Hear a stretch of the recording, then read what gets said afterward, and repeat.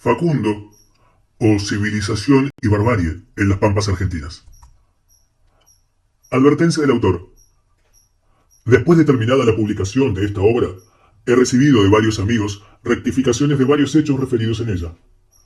Algunas inexactitudes han debido necesariamente escaparse en un trabajo hecho deprisa, lejos del teatro de los acontecimientos y sobre un asunto de que no se había escrito nada hasta el presente. Al coordinar entre sí sucesos que han tenido lugar en distintas y remotas provincias y en épocas diversas, consultando un testigo ocular sobre un punto, registrando manuscritos formados a la ligera o apelando a las propias reminiscencias, no es extraño que de vez en cuando el lector argentino eche de menos algo que él conoce o disienta en cuanto a algún nombre propio, una fecha, cambiados o puestos fuera de lugar. Pero debo declarar que en los acontecimientos notables a que me refiero, y que sirven de base a las explicaciones que doy, hay una exactitud intachable, de que responderán los documentos públicos que sobre ellos existen. Quizá haya un momento en que, desembarazado de las preocupaciones que han precipitado la redacción de esta obrita, vuelva a refundirla en un plan nuevo, desnudándola de toda digresión accidental y apoyándola en numerosos documentos oficiales, a que solo hago ahora una ligera referencia. 1845. On ne tue pas les idées. Fortu. Nota del narrador. La cita dice: las ideas no se matan. Fin de la nota. A fines del año 1840, salía yo de mi patria, desterrado por lástima, estropeado, lleno de cardenales, puntazos y golpes recibidos el día anterior en una de esas bacanales sangrientas de soldadesca y mazorqueros. Al pasar por los baños de Sonda, bajo las armas de la patria que en días más alegres había pintado en una sala, escribí con carbón estas palabras: On ne tue point les idées. El gobierno, a quien se comunicó el hecho, mandó una comisión encargada de descifrar el jeroglífico, que se decía contener desahogos innobles, insultos y amenazas. Oída la traducción. Y bien, dijeron, ¿qué significa esto? Significaba, simplemente, que venía a Chile, donde la libertad brillaba aún, y que me proponía hacer proyectar los rayos de las luces de su prensa hasta el otro lado de los Andes. Los que conocen mi conducta en Chile saben si he cumplido aquella protesta.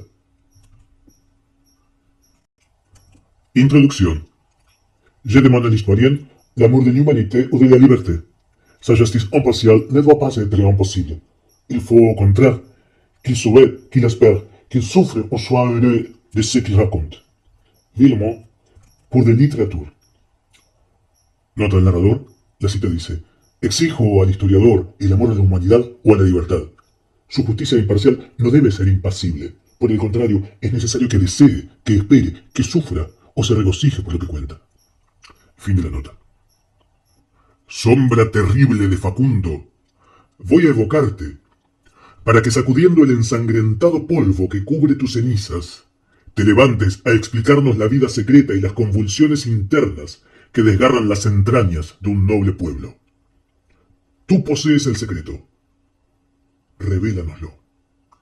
10 años aún después de tu trágica muerte, el hombre de las ciudades y el gaucho de los llanos argentinos, al tomar diversos senderos en el desierto, decían: no, no ha muerto, vive aún, él vendrá. Cierto. Facundo no ha muerto. Está vivo en las tradiciones populares, en la política y revoluciones argentinas.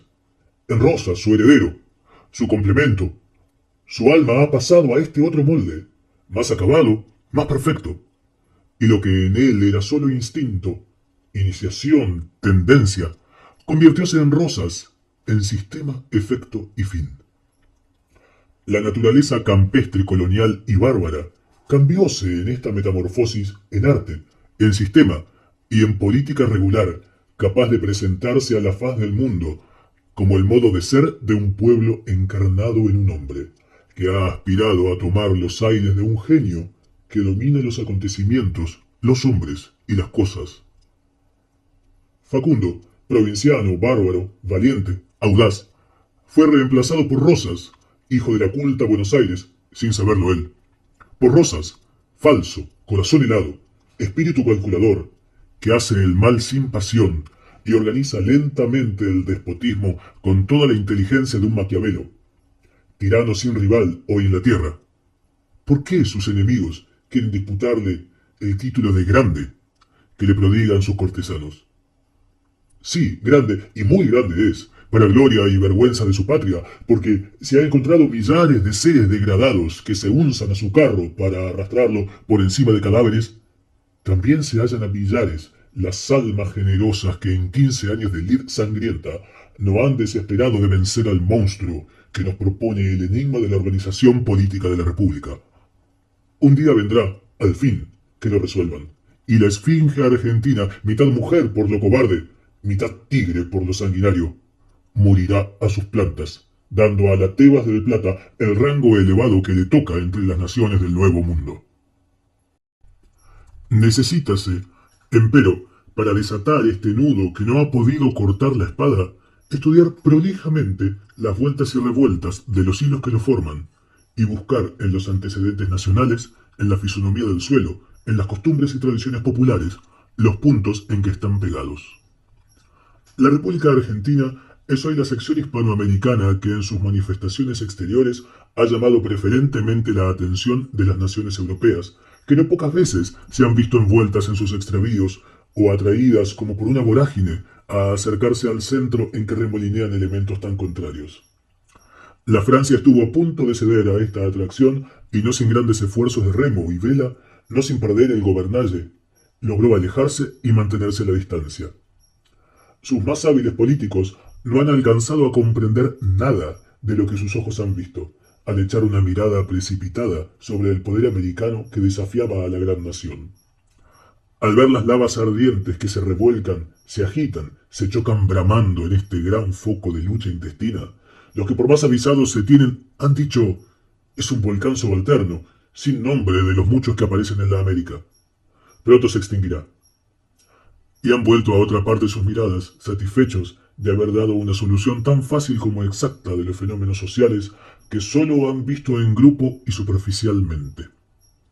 A la América del Sur, en general, y a la República Argentina sobre todo, le ha hecho falta un Tocqueville, que premunido del conocimiento de las teorías sociales, como el viajero científico de barómetros, octantes y brújulas, viniera a penetrar en el interior de nuestra vida política como en un campo vastísimo y aún no explorado ni descrito por la ciencia, y revelase a la Europa, a la Francia tan ávida de fases nuevas en la vida de las diversas porciones de la humanidad, este nuevo modo de ser, que no tiene antecedentes bien marcados y conocidos. Hubiérase entonces explicado el misterio de la lucha obstinada que despedaza a aquella república. Hubiéranse clasificado distintamente los elementos contrarios, invencibles, que se chocan. Hubiérase asignado su parte a la configuración del terreno y a los hábitos que ella engendra, su parte a las tradiciones españolas y a la conciencia nacional inicua, plebeya, que han dejado la Inquisición y el absolutismo hispano, su parte a la influencia de las ideas opuestas que han trastornado el mundo político, su parte a la barbarie indígena, su parte a la civilización europea, su parte, en fin, a la democracia consagrada por la Revolución de 1810, a la igualdad cuyo dogma ha penetrado hasta las capas inferiores de la sociedad. Este estudio, que nosotros no estamos aún en estado de hacer por nuestra falta de instrucción filosófica e histórica, hecho por observadores competentes, habría revelado a los ojos atónitos de la Europa un mundo nuevo en política, una lucha ingenua, franca y primitiva entre los últimos progresos del espíritu humano y los rudimentos de la vida salvaje, entre las ciudades populosas y los bosques sombríos. Entonces, se habría podido aclarar un poco el problema de la España, esa rezagada a la Europa, que echada entre el Mediterráneo y el océano, entre la Edad Media y el siglo XIX, unida a la Europa culta por un ancho istmo y separada del África bárbara por un angosto estrecho, está balanceándose entre dos fuerzas opuestas, ya levantándose en la balanza de los pueblos libres, ya cayendo en la de los despotizados, ya impía, ya fanática, ora constitucionalista declarada, ora despótica e imprudente, maldiciendo sus cadenas rotas a veces, ya cruzando los brazos y pidiendo a gritos que le impongan el yugo, que parece ser su condición y su modo de existir. ¿Qué? ¿El problema de la España europea no podría resolverse examinando minuciosamente la España americana? como por la educación y hábitos de los hijos se rastrean las ideas y la moralidad de los padres? ¿Qué?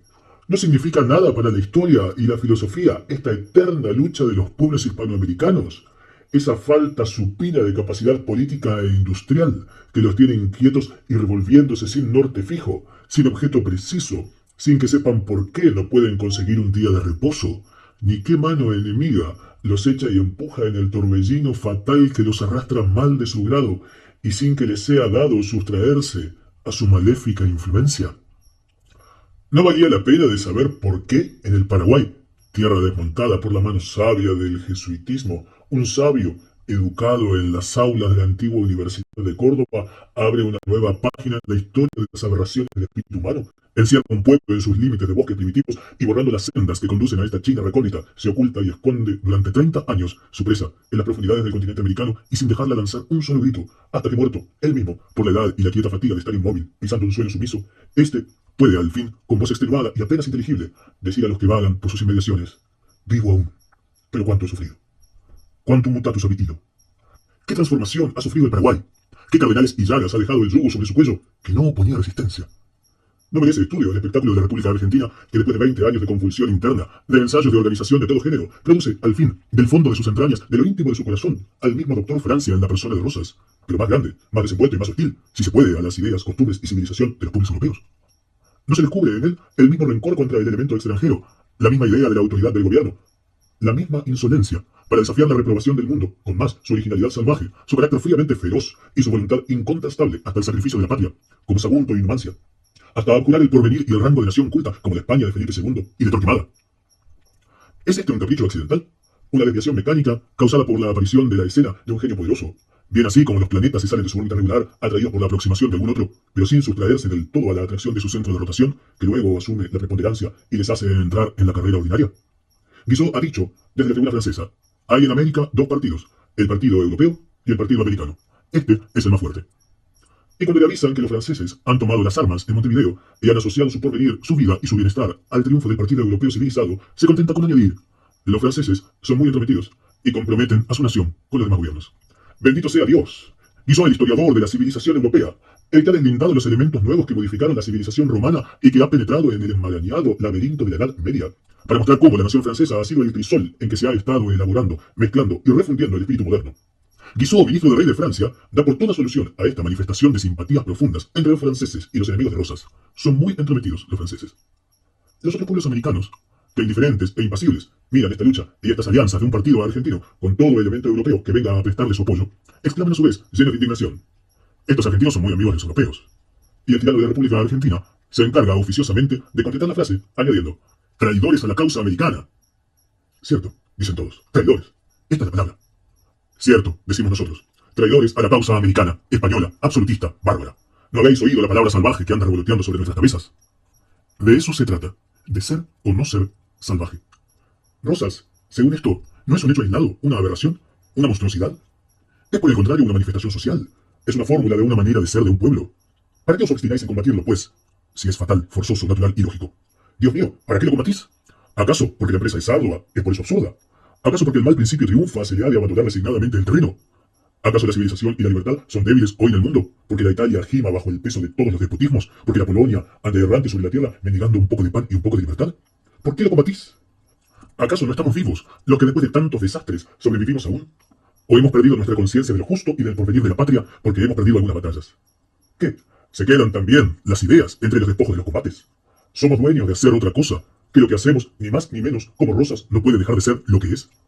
No hay nada de providencial en estas luchas de los pueblos. ¿Concedióse jamás el triunfo a quien no sabe perseverar? Por otra parte, hemos de abandonar un suelo de los más privilegiados de la América a las devastaciones de la barbarie, mantener siempre ríos navegables abandonados a las aves acuáticas que están en quieta posesión de surcarlos ellas solas a vinitio.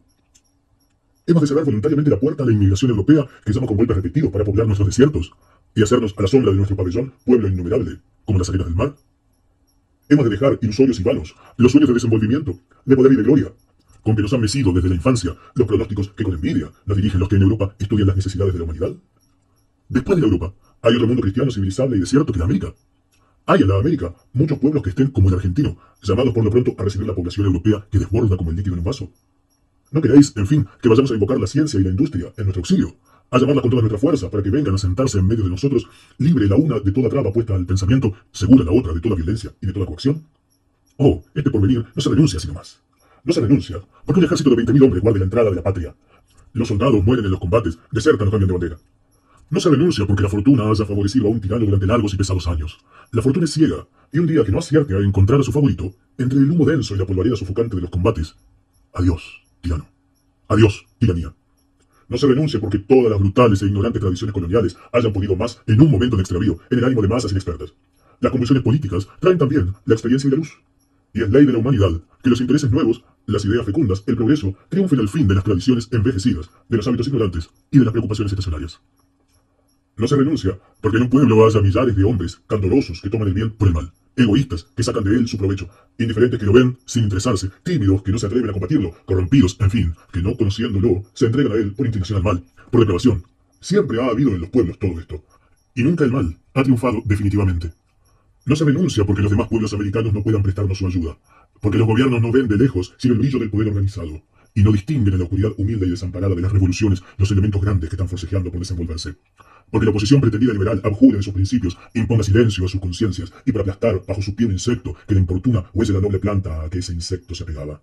No se renuncia porque los pueblos en masa nos den la espalda a causa de que nuestras miserias y nuestras grandezas están demasiado lejos de su vista para que alcancen a conmoverlos. No, no se renuncia a un porvenir tan inmenso, a una visión tan elevada por ese cúmulo de contradicciones y dificultades. Las dificultades se vencen, las contradicciones se acaban a fuerza de contradecirlas.